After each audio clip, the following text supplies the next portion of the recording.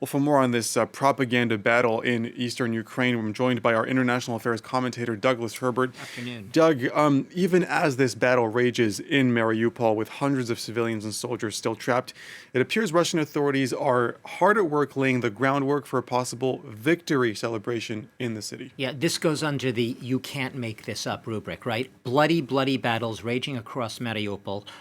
You have Victory Day in Russia coming up May 9th. So what are the Russians doing? And what is a high-level member of Putin's inner circle of his administration doing in Mariupol right now? Well, he is, according to reports in Russia's press, unveiling a statue in the center on the main square of Mariupol, Lenin Komsomol Square. What is this statue? Well, it shows an elderly pensioner who's been dubbed Babushka Anya, holding up a Soviet flag.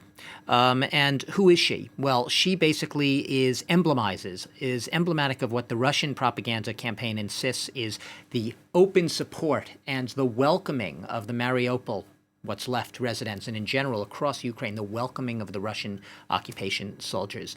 She is a woman who was actually filmed. The statue is based on a true woman who was filmed accidentally greeting Ukrainian soldiers. I guess she had thought that they were Russian soldiers back in April, and that video, that film, went viral among pro-war Russian propaganda outlets. And she's been on billboards, she's been on T-shirts, she's been on merchandise across Russia.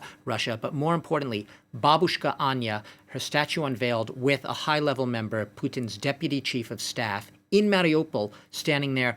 Ceremony. The Russia-installed mayor of Mariupol was at this ceremony as well. It's all a prelude that we've been talking about in recent days. Reports, Russia's denying them, that they're planning actually a military Victory Day parade in Mariupol. Yes, a parade, a celebratory parade on May 9th. Russia dismissing it as absolute nonsense. However, it would be very much in line with what we'd seen from Russian propaganda now, laying the groundwork for victory and their narrative that Ukrainians are happy. They see the Russian troops, the invading, occupying troops, as liberators and not as oppressors and not as troops who are coming in, bombing and devastating and destroying their cities and killing civilians. Doug, let's quickly talk about the war elsewhere in Ukraine. Russian forces making little, if any, progress, and that's in part thanks to mounting weapons and intelligence support from the West. Yeah, the Ukrainian military says that it has basically repelled almost a dozen attacks in the Russian east in the past 24 hours. It's even recaptured, according to the Ukrainians, some areas in the south. How are they doing this against a Russian force that is, supposedly far outnumbering,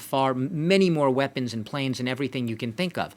They're doing it with the help from European, but mostly, and this was a big report in the New York Times that has been picked up across the board today, that U.S. intelligence has been mounting a classified effort to directly help Ukrainian units on the ground to identify the location of, to target, and to knock off high senior officers, that is Russian generals. The reports have been that 12 Russian generals, an astonishing, a stupefying number of generals, have been killed so far in this war since the February 24th invasion. How have the Ukrainians done it? Well, apparently with help from the Americans. Now, the Americans will insist officially, they're saying, we're not telling the Ukrainians to go out there and kill generals, but what they are acknowledging privately is that they are helping Ukrainians to do the best they can to defend themselves, and doing that means identifying the location of Russia's mobile units. The units that hold the high-level officers often move around very quickly. They don't stay in place for a long time. So the Ukrainians, with this intel information, are able to keep track of where they're going. And this is in line with the broader intelligence effort right now that we're seeing, and the weapons effort. So the intelligence plus the heavy flow of weapons, that is really getting the hackles up of Russian President Vladimir Putin, and he's going after the supply lines as well. International affairs commentator Douglas Herbert. Doug, thank you very much.